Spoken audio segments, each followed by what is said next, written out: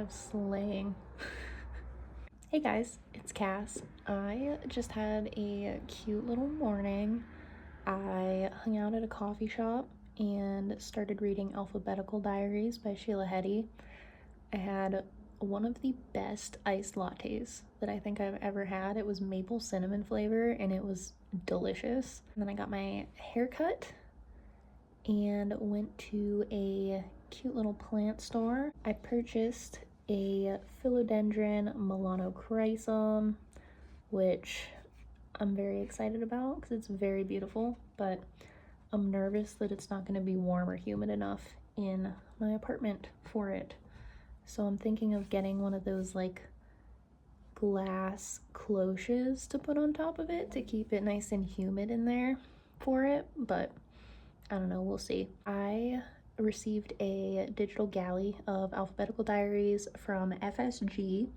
The book's coming out on February 6th, 2024, and I've never read any Sheila Heti before and wanted to start with this one as soon as I found out that I had gotten the galley. So a little bit about it is that it is Sheila's diary that was kept over a 10-year period, and she has arranged the sentences from A to Z. So I love a diary and I'm really excited about the format of this one. I don't remember if I said already, I'm on chapter D, and she is starting to talk about her dad, who I know passed away, and that was kind of what Pure Color was all about. So I just wanted to do a little like galley or arc vlog. I have Alphabetical Diaries, and then I have two others that I would like to get to. So I think that's how we're gonna spend the first part of January. It's December 30th today.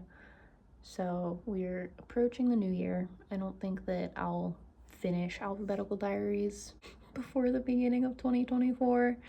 I'm thinking that 111 books, that is the number for me for 2023. So I don't think we'll be finishing this one in the next day. But yeah, I am going to Applebee's with my parents for dinner. So I'm just gonna hang out. I did get some fun book mail as well from Hogarth Books, so I'm very excited to have an arc of The Observable Universe by Heather mccalden. This is coming out on March 19th, 2024 from Hogarth, like I said. Also, the back of this is so cool. I don't think that I've ever, I guess, seen the back of an arc, but I don't know if they all look like this, but I was like, oh, what is this? What do we have here? Whenever I open up the package. So super excited about this as well. Hoping to get to it in this video because the little like letter that I got with it made it sound even more interesting. Like I had already had it on my TBR, but I'm even more excited to get to this.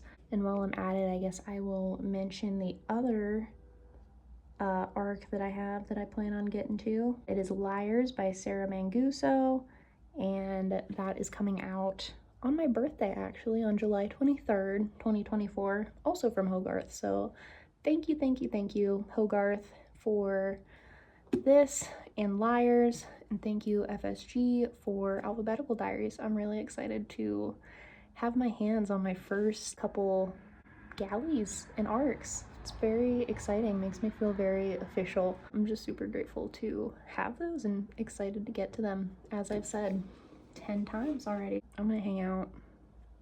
See you later.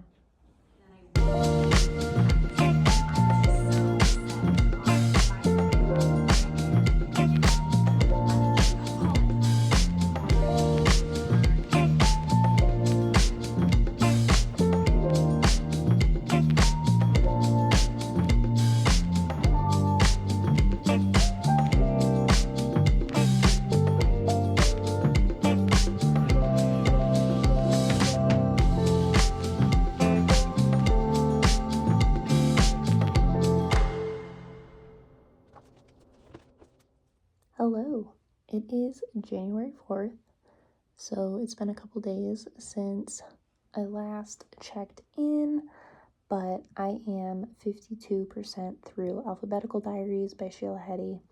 Really enjoying it. I actually ended up going back and rereading the first part of it. I think I'd gotten like 25 or 30% through, and I just felt like I didn't take it in enough the first time around, and I wanted to revisit it and highlight some quotes and things like that. So I actually ended up rereading the first part of the book over the past couple days, and I just finished the I chapter, which I think is the longest chapter in the book. It's not really a book that I can talk about the plot because everything is out of order, but I think that the construction of it is just so interesting. Just the way that certain sentences are placed next to each other can be so interesting. Some of them feel like they're connected, even though they're probably from two completely different days.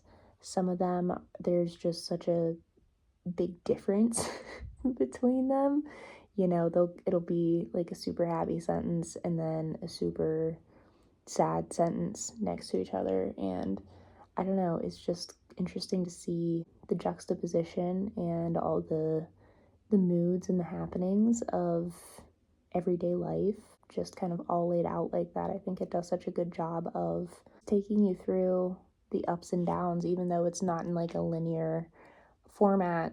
It still kind of manages to get that point across and to convey all of the different emotions that Sheila Heti had throughout the 10 years of keeping her diary. So yeah, I am really enjoying it.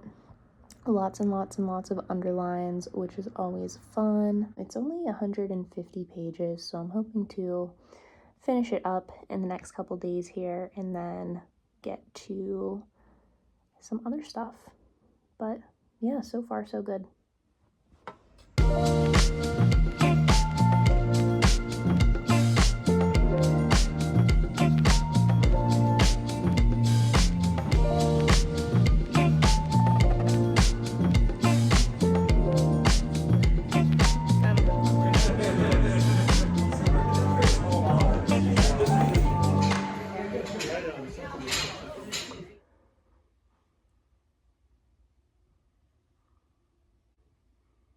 Hey guys, happy Saturday. Me and Claire are going to at least 3, but potentially 5 bookstores today, depending on time and how we're feeling.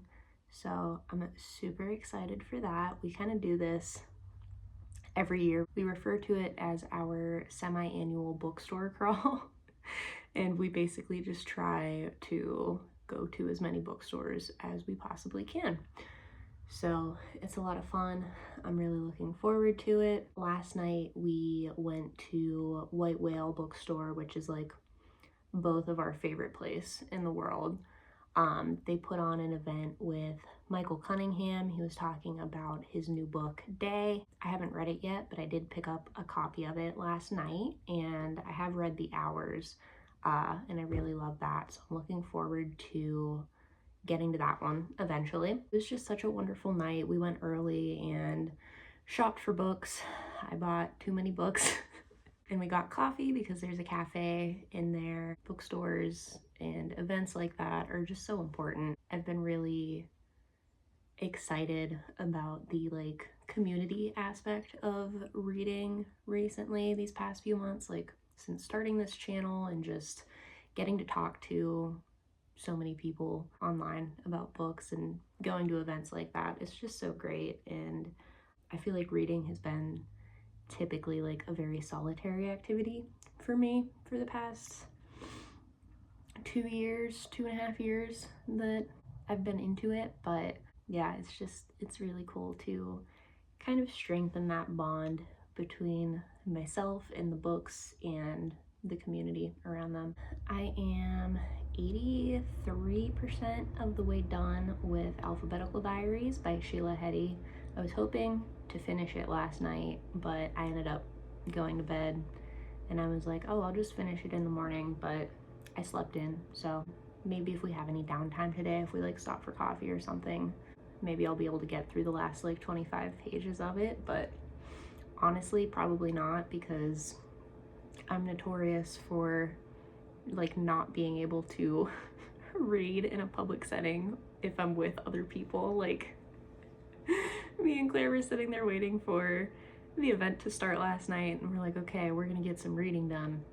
And no, we sat there in silence and read for like 3 minutes, and then we started cracking up about something. I just get so distracted, and I think I am a distraction if I'm with other people, so we'll see. But yeah, I'm really enjoying it so far. I don't know if it's gonna be like a perfect 5 stars for me right off the bat. It might be one of the ones where like the longer it sits with me and marinates, you know, maybe I'll bump it up to 5 stars if it really has that staying power. That happened to me with Sympathy by Olivia Sudjic last year. I just really could not stop thinking about it, so I changed my rating from like 4 or 4.5 up to 5. So I could see that maybe happening with this. I think the value in it for me is really the form of it more than the content, you know, because you kind of are not getting the full story of her life in chronological order.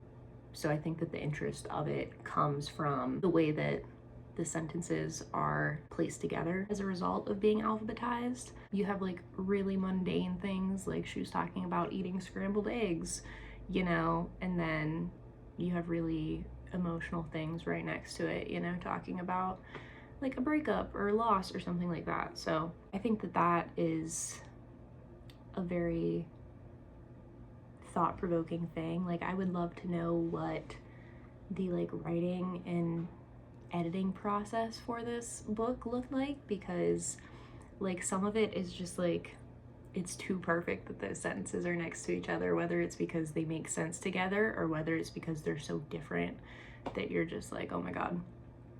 So yeah, I'll check in whenever I finish Alphabetical Diaries, and I'll put in some bookstore footage as well.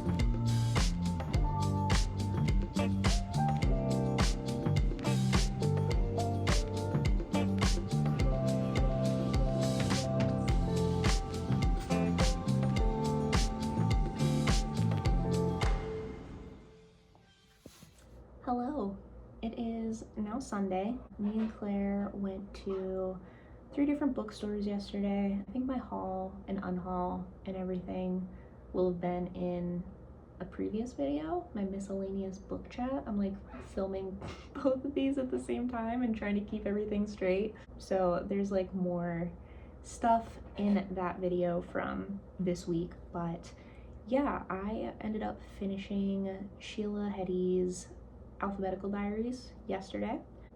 It's like a 4.25, 4.5 for me. Not quite a perfect 5-star read, but I still very much enjoyed it. To me, it's almost like a book compiled of like all of the things that you've highlighted or underlined in other books. Like it just feels so quotable, and yeah, I think that the way that it's formatted has a lot to do with that, because you're kind of getting the sentences out of context and you're able to really just think about them as their own thing and not, you know, within the context of a story or a plot line or like other characters or even just a linear format. So you're really able to kind of sit with each sentence and just kind of regard it as its own thing, which I think is not always the case with books, especially if they have like a traditional, you know, plot line or linear narrative structure. You're kind of, I think, taking in more so the like passages and paragraphs and things like that. Yeah, this is not the book for you if you want to know what is going on. If you need, you know, characters and plot and structure, this is not going to be it for you. But if you don't need those things and you just want Sheila Heti's musings on everyday life, then this is exactly the book for you. I really enjoyed it. It was, funny at times, it was sad at times, and it was always relatable, I think. She's talking about mostly relationships. She's also talking about writing and the different books that she's working on and just kind of that process. She's talking about grief with her father being ill. I believe her grandma had also passed away throughout the course of the diary being written. So musings on grief and loss, politics, just any topic that you could possibly think of.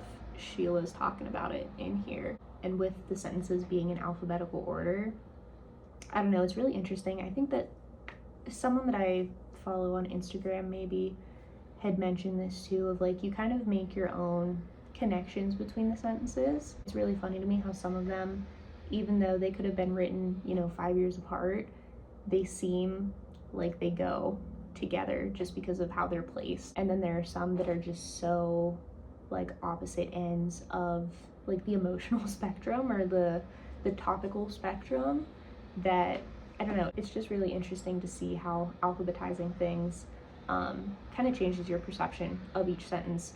I feel like there were a lot of things that I underlined that were like groupings of sentences that I was like, these make sense together.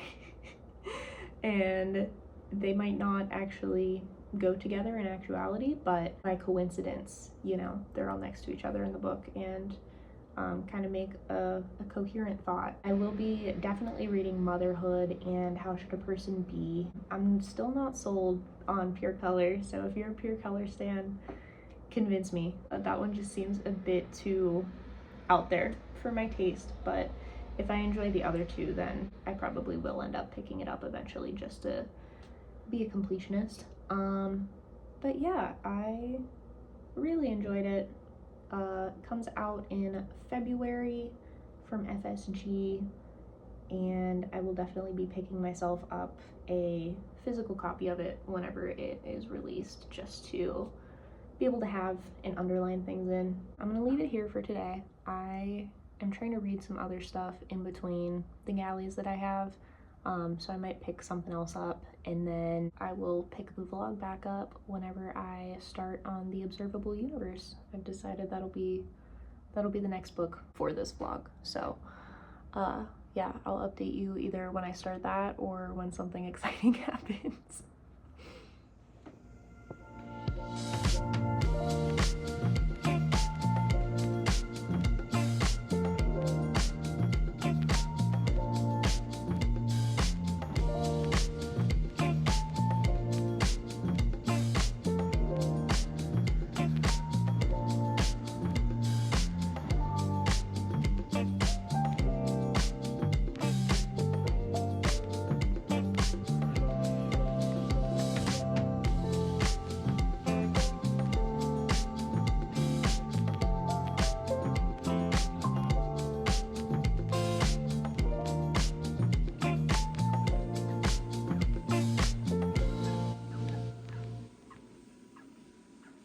Been a little while since I last checked in. I wanted to read a couple other books in between the arcs that I have here. I'm super excited to talk about those books in my January wrap-up because they were basically all hits, but I did pick up The Observable Universe by Heather McCalden. I am really enjoying this so far. I'm about a quarter of the way through. It's very fragmentary, which I'm not super used to with nonfiction. I'm usually used to like longer essays, but still essays. But a lot of the sections in here are maybe a paragraph long, or maybe a couple pages at most. And it's really following a couple different threads. One of them being Heather's memories of her parents who both died of AIDS in the early 90s. There's also kind of a thread of her grandmother who in the present day is ill and in the hospital. And then she's also following a lot of different like kind of research paths. She is looking into the history of viruses and HIV and AIDS specifically. So there's a lot of different cases and just kind of the history of how those diseases have been spread. And then she's also looking a lot at kind of like computer and internet history as well. And she's weaving together the kind of ideas of virality both in the human body and online. So yeah, it kind of jumps around a little bit, but I think that there are a couple of very distinct threads that she's following that I'm not sure if she's going necessarily in a certain order, but it does become pretty easy to follow once you get into it. So yeah, I'm excited to see where this goes. I always love creative nonfiction, so I feel like this will be a good one. I also picked up Liars by Sarah Manguso on my e-reader on NetGalley. I am a little bit over halfway through this. I think I'm about 56% through, and I'm enjoying this one so far as well. I've read 2 other books by Sarah Manguso, one of them being Ongoingness, The End of a Diary, which was in my honorable mentions for the best books of 2023, and the other being Very Cold People, which is another novel of hers. And I really love reading multiple books from the same author because I feel like you can really see some of the themes and just the things that have influenced her in her life. I'm assuming that this is pretty auto-fictional just from the subject matter and the emotions that she's conveying in it. So yeah, there's just a pretty dark undertone to this. It's about the main character Jane's marriage to her husband John. I think they were married for 15 years, and it is taking us through kind of the breakdown of that marriage. This has like a very claustrophobic feeling at times because she's just telling you all of the things that John is doing wrong, all of the ways that he's mistreating her, and then you'll kind of get these glimpses of some happy moments sprinkled in there that I feel like she really puts a lot of weight on because she's like hanging on to that and kind of using those few and far between moments as the proof of why they should stay together. This is also exploring motherhood. They have a child and they're moving to a bunch of different cities, a bunch of different homes with the kid, and she is feeling a lot of resentment because she is kind of left to take care of the kid, take care of the house. She doesn't really have a great support system as well, and her husband is just kind of off working, kind of getting fired from a lot of jobs, dabbling in art, going out drinking, stuff like that. So he's just not very reliable. Nothing too terrible is actually happening at the moment, but you can just kind of tell that it's building and building and that something's going to kind of erupt. And I'm honestly surprised that it hasn't yet fully halfway through the book, just from the descriptions of how the main character is being treated.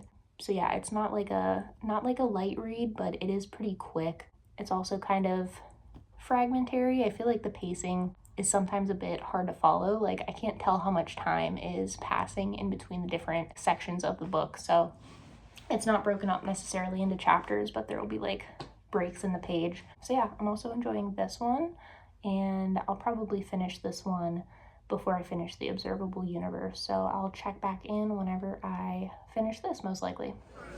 Oh, there's the crab one. Oh, should I get it? Should I get it?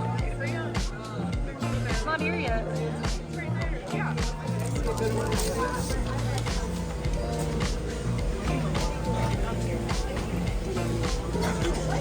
they take that one already?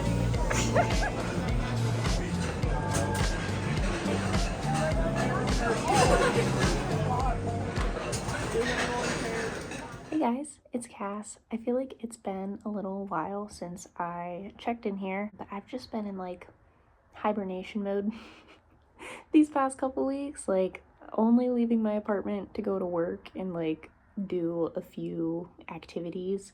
I've really just been chilling and I've been reading a lot, but a lot of those books were not ARCs, so I'll be talking about them in my wrap up next week for the month of January. Hard to believe that we're already getting to the end of the month here. But I did finish Liars by Sarah Manguso. I actually finished it a couple days ago too. It's actually almost been a week, but I did need some time to sit and think about it a little bit. It's a tiny book, but it really ended up packing a punch for me in a way that I wasn't 100% expecting it to. So that was actually kind of a pleasant surprise. I rated it a 3.75 star. I was kind of going back and forth about what to rate it, and I feel like a lot of the times the ratings are kind of not always the best system. I've seen a lot of people this year that are moving away from rating books with the star system altogether, which is interesting. But yeah, I gave it a 3.75. This book is about motherhood. It's about trying to figure out how to parent a child and kind of balance and maintain a domestic life despite a failing marriage and a lot of the gaslighting and abuse that can come with that kind of situation. It follows our main character, Jane, and her husband, John, which I don't know if she did this on purpose, but it was kind of giving like John Doe and Jane Doe. I don't know if she chose those names specifically as kind of like this could be a stand in for anyone to kind of relate to, but that was something that I thought of while I was reading it. John is an artist and kind of an entrepreneur slash businessman.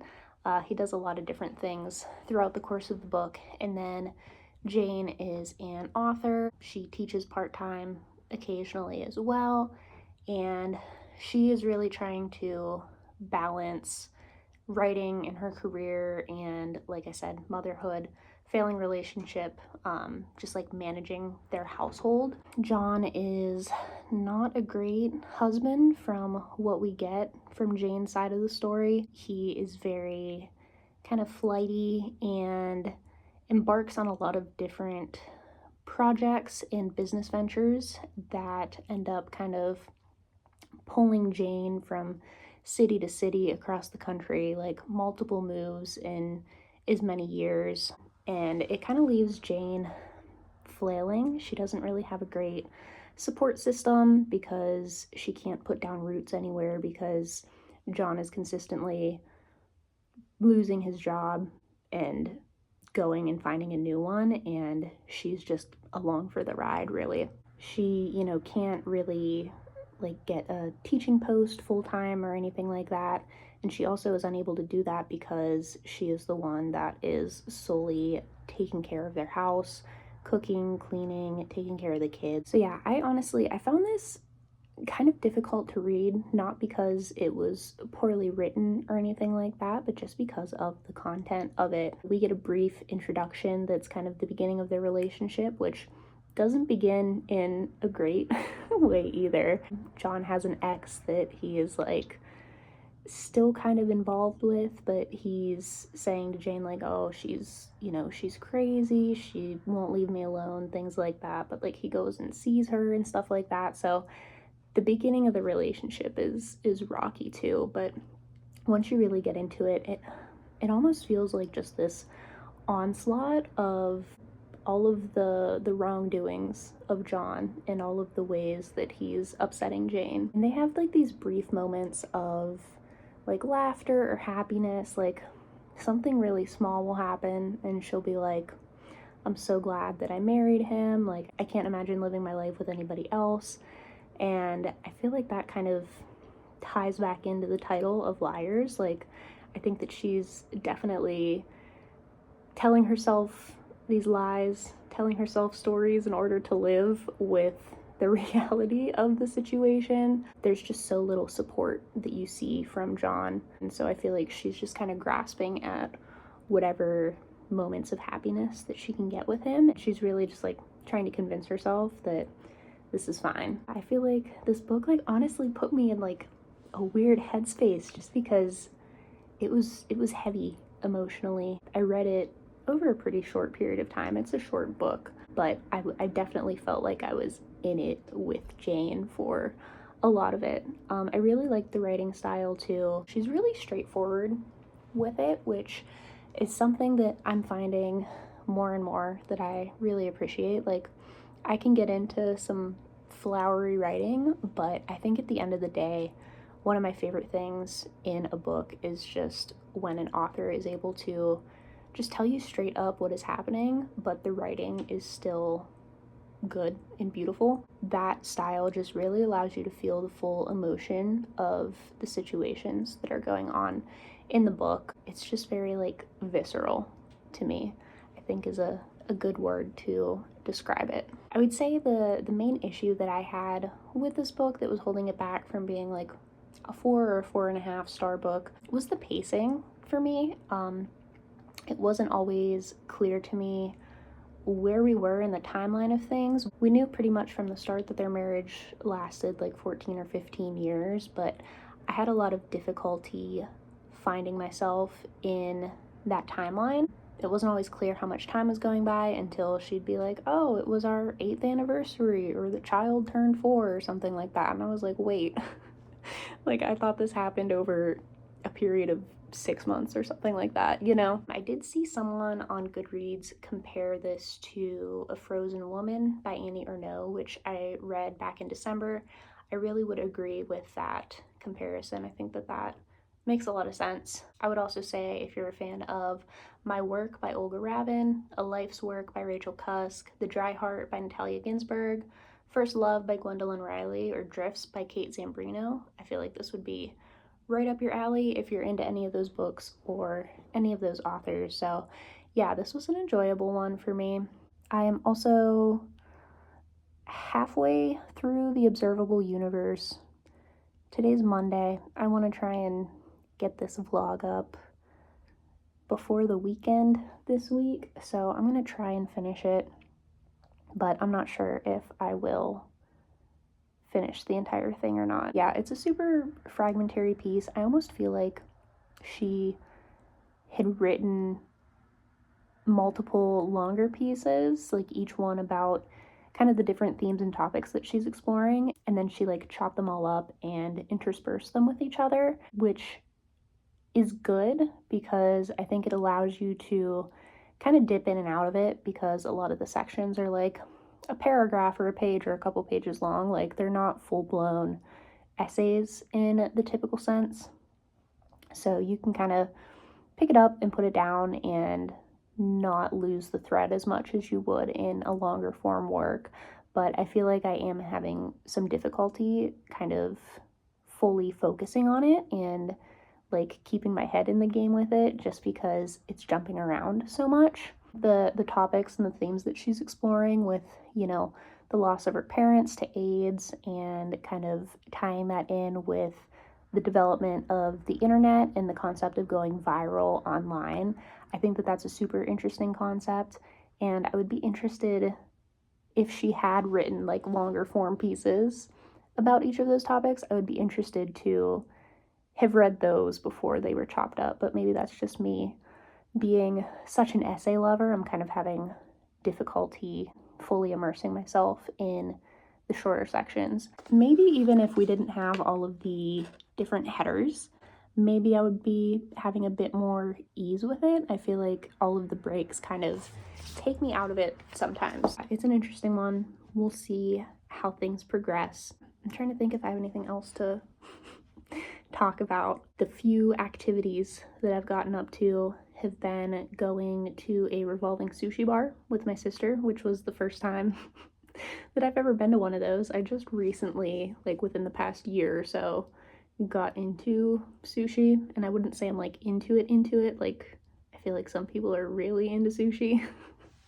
But I've been slowly trying out different kinds, and yeah, there's a new sushi bar that opened up, so we went to that, and it was super cool because the stuff would like come around on the conveyor belt. It made me think of that one episode of Drake and Josh. They had like some sort of like Peanuts and Snoopy related promotion going on, which is hilarious because I am a Snoopy girl. I've really come into that in the last couple months. I'm not a Disney adult. I'm a Snoopy adult. I feel like that's a common thing right now online. So yeah, they had like a little promotion and like little prizes that you could get with different Peanuts characters on it. Like I purchased one of them because you could buy them, but like I think if you ate like 15 plates from the conveyor belt, you would like get a prize for free. So yeah, that was fun. On Saturday, me and Claire went to see Trixie and Katya, the Bald and the Beautiful podcast, like live, which was so much fun. I had a big drag race phase when I was in college, but I haven't watched the show, I think, since Aquaria one. I don't know what season that was, maybe like 12. It was like years ago now at this point, but I have kept up with Trixie Mattel and Katya Zamo the entire time since then, so it was super cool to just hear them talk their nonsense the entire time. It was hilarious. I actually met Trixie years and years and years ago when I was in college and like super into Drag Race. I forget which tour it was on, but I got meet and greet tickets, so that was fun. Yesterday was Sunday. I made myself a nice mac and cheese. I spent a lot of money on cheese, you guys. It was kind of, I probably shouldn't have done that, and I was mad because I went to Target after I'd bought the cheese at my like local grocery store, and they had all the cheeses that I needed for like half the price that I paid at the grocery store. So I was kind of mad about that, and I had to grate like 4 blocks of cheese too. So it was very tiring and like time consuming, but it was pretty delicious, and I have a lot of like leftovers, so yeah, it was worth it overall. I think that's all that I have for now. Hey guys, I wanted to do one last quick little check-in because I need to get this video uploaded.